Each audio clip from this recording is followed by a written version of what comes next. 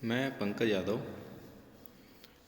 Assistant professor drawing and painting, government college Deogarh Rajsamand से आप सभी द्वितीय वर्ष के चित्रकला विद्यार्थियों का इस ऑनलाइन कक्षा में स्वागत करता हूं।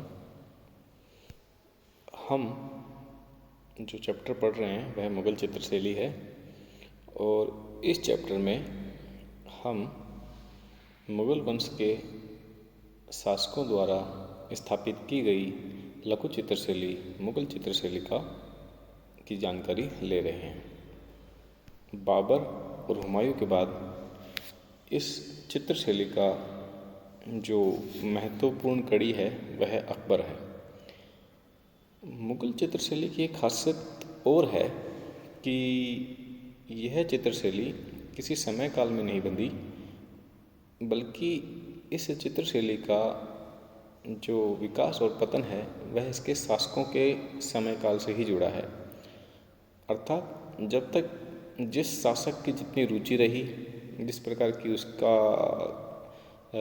समय रहा, उसने उस प्रकार इस चित्रकला को संरक्षित किया।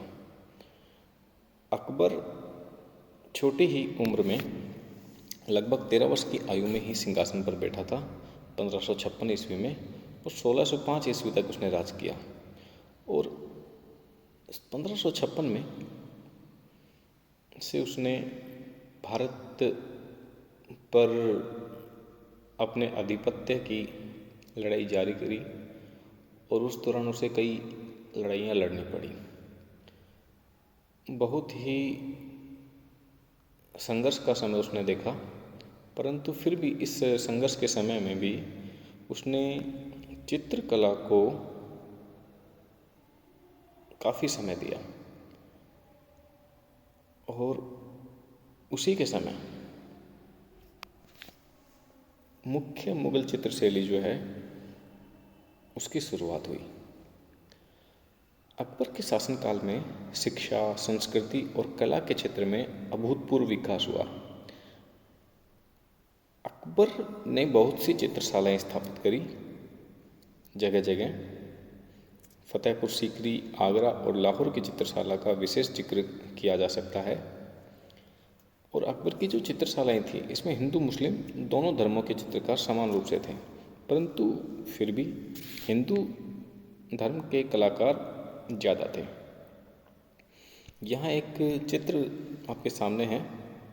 इसमें अकबर को शिकार करते हुए दिखाया गया। जो घोड़े पर है ये अकबर है और वह अपने साथियों के साथ किस प्रकार शिकार करने गया हुआ है उसका एक उदाहरण आपके सामने है। इस चित्र में ज़्यादातर चेहरे एक चश्मी हैं और कुछ चेहरे डेढ़ चश्मी हैं। इस चित्र में आप खासियत कैसे देखेंगे कि एक ही चित्र में उसने कई दृश्यों को समावेशित कर दिया है। उसने मतलब मुगल चित्रशैली में पीछे के चित्रों में पीछे दूर का जो दिख रहा है इसको हम पृष्ठभूमि बोलते हैं। इसमें हमें दूर दूर तक के पेड़, जंगल, वन, पहाड़ दिख रहे हैं।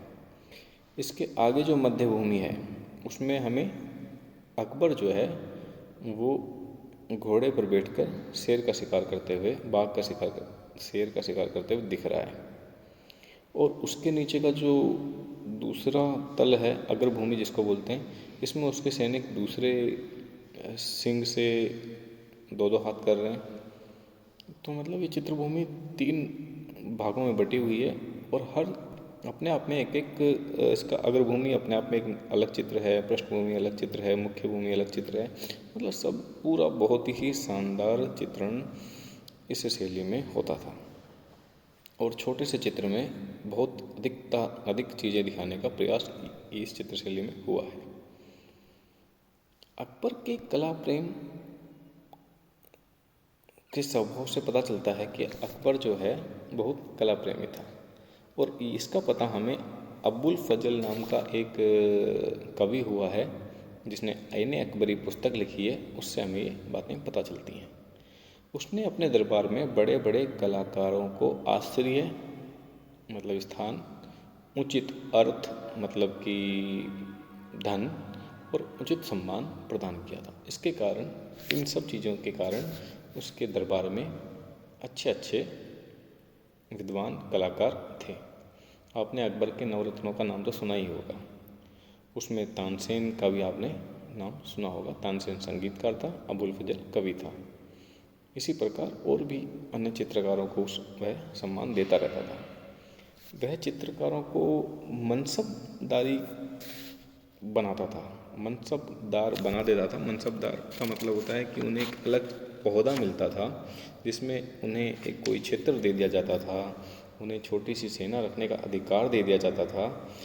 इतना सब कुछ एक चित्रकार को इससे पहले किसी शासक ने नहीं दिया था। मैंने पूर्व में बताया कि उसने बहुत सारी चित्रशालाएँ स्थापित करी। फतेहपुर सीकरी, आगरा, लाहौर में उसने समय समय पर चित्रशालाएँ प्रारंभ शुरू करवाई।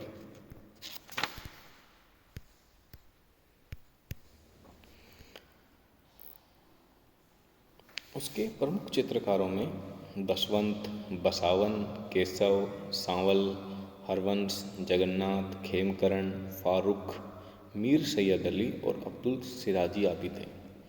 ये मीर सैयद अली, अब्दुल समद सिराजी हुमायूं के शासनकाल से ही जुड़े हुए थे और यह काफ़ी सीनियर थे और यही ज़्यादातर चित्रकारों को निर्देशित करते थे, या जो इसने ऊपर मैंने बताया था कि चित्रशालाएँ खोली, उन चित्रशालाओं में ये निर्देशक का कार्य करते थे, मतलब ध्यान रखने का काम करते थे।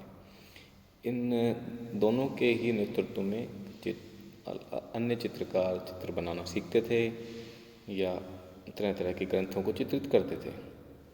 यहाँ कुछ चित्रकारों का उल्लेख मैं कर रहा हूँ, जिसमें बसावन का आपको पता चल रहा है। बसावन एक हिंदू धर्म का चित्रकार था और उसने लगभग 40 वर्षों तक चित्रण कार्य किया था और उसने अपने समय में लगभग 200 से अधिक चित्र बना दिए थे। उसकी जो प्रसिद्ध चित्रित ग्रंथ हैं, हालांकि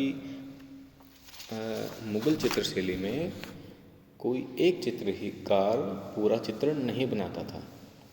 जैसे कि मुख्य आकृति किसी ने बना दी, पेड़ पौधे किसी ने बना दिए, पशु पक्षी किसी अन्य चित्रकार ने बना दिया, रंग किसी अन्य चित्रकार ने बना दी, ऐसे करके चित्र पूरा होता था। परंतु कुछ कुछ चित्र फिर भी इंडिविजुअल चित्रकार बनाता था। तो लगभग 200 चित्र इसने बनाए।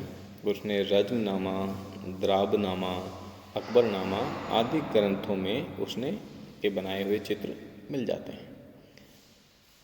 मुगल चित्रशैली में होता क्या था कि चित्रकार चित्र पर अपना नाम भी अंकित करता था, मतलब हस्ताक्षर कर देता था। कई जगह हस्ताक्षर नीचे दिखते हैं, कई जगह चित्रों के पीछे दिखते हैं। तो यह एक विशेषता है, आप ध्यान रखिएगा। जब हम मुगल चित्रशैली की विशेषताओं की बात करेंगे तो आप इस पॉइंट को भी बताएं। तो जो बसावन है वह रंगों की मिश्रण करने में, चित्र की पृष्ठभूमि बनाने में, आकार का मुख अच्छा बनाता था वह, और जो वस्तुएं वह बनाता था वह बिल्कुल हूबहू बना देता था, एकदम यथारूप, मतलब जैसी दिखती वैसी बना देता था। ये उसकी खासियतें थी। एक अन्य चित्रकार था दशवंत। यह कहार जाति का था। कहार जाति मतलब जो डोली उठाते हैं उसका था, और इसने हमजा चित्रावली में चित्र बनाए थे, तैमूरनामा में चित्र बनाए थे, रज्मनामा ग्रंथों में चित्र बनाए थे। रज्मनामा महाभारत का फारसी अनुवादित ग्रंथ है। जयपुर का जो अल्बर्ट हॉल है उसमें रज्मनामा की जो प्रति है उसके 21 चित्रों में दशवंत का नाम अंकित है। और जो ये दशवंत था, इसकी जो रुचि है वो पौराणिक कथानकों के चित्रण में ज़्यादा थी। उसके चित्रों में यूरोपीय प्रभाव भी दिखता है। यूरोपीय प्रभाव मतलब उस समय यूरोपीय लोग आ चुके थे और उनके चित्रों को देखकर अकबर कहता था कि भाई इनकी थोड़ी कॉपी करो। तो उस तरह की जो कॉपी यह करता था उसमें दशवंत पारंगत था। दशवंत काफ़ी अच्छी कॉपी यूरोपीय चित्रों की कर लेता था।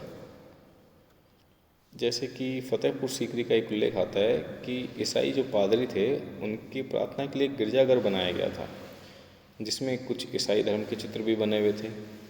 अकबर स्वयं उन्हें देखने गया था, उन चित्रों को।